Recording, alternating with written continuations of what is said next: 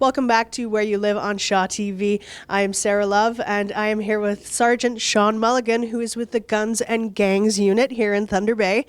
Now, we were talking earlier about gangs in Thunder Bay, and as far as I can see, I haven't seen, not that I go hang out downtown or anything that much anymore, but I don't really see a gang presence in Thunder Bay. Do we have a gang presence in Thunder Bay? It's good that you don't see a gang presence in Thunder Bay. It means you're out of that culture. There is a gang presence, but it's only going to affect certain individuals that participate in the drug culture. And what we're also noticing now is with human trafficking.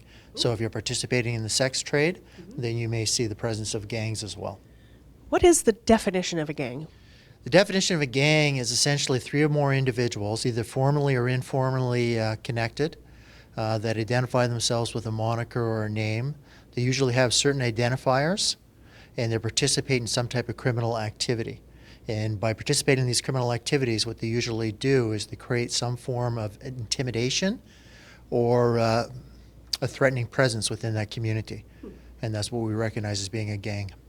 And what is the current status of gangs in Thunder Bay? We do have several gangs that are operating in Thunder Bay.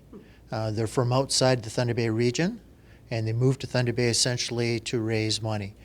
Traditionally, we saw gangs become more territorial, where they have a certain territory that they're going to conduct their criminal activities in.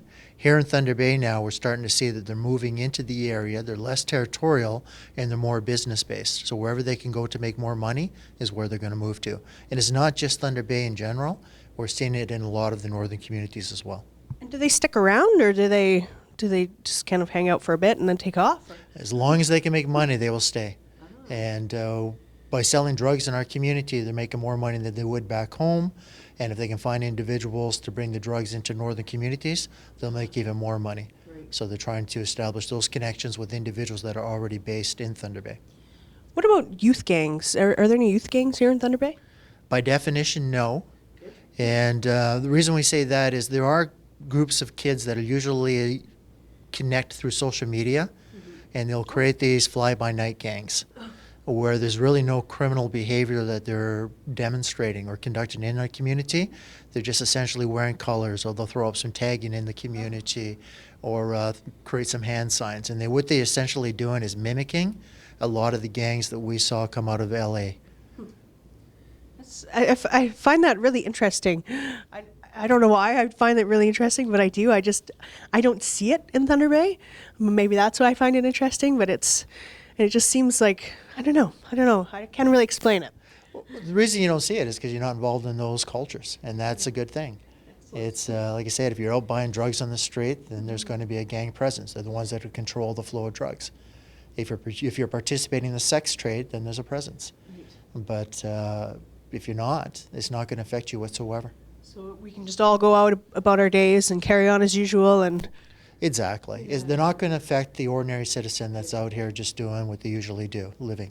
Excellent. And that's the reality. Now, what about our community, our viewers watching? Is there anything that our viewers in the community can do? If they happen to see any type of gang-related activity, then they can report it to our service as soon as possible, and then we can investigate it. And that's one of the things that we do in my unit, is not only try to be proactive and educate the community on how to identify certain behaviors, but also to investigate anything that's reported to us. As far as the youths go, they may throw up some tagging in the community, some graffiti. Give us a call, let us know that you see it in your community, and we'll investigate it and determine whether or not it's actually truly gang tagging.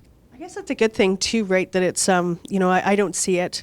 And because I didn't even know there was a Guns and Gangs unit here in Thunder Bay. Well, we've been present since the late 90s. We started up around 1996 when we first started to notice gangs moving into the area. And at that time, they were coming in from Winnipeg. Oh.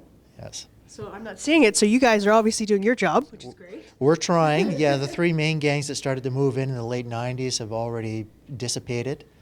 They've moved on to different things, and now we're starting to see some of the gangs come out of Southern Ontario. And you guys are all over that. And we're all over that now. If you read the paper and follow the news, you'll see we've made several arrests. Excellent. Yes. And thank you very much, Sergeant Sean Mulligin. That's excellent. Thank you for doing all that great work here in our community. Great, thank you. Watching Where You Live on Shaw TV.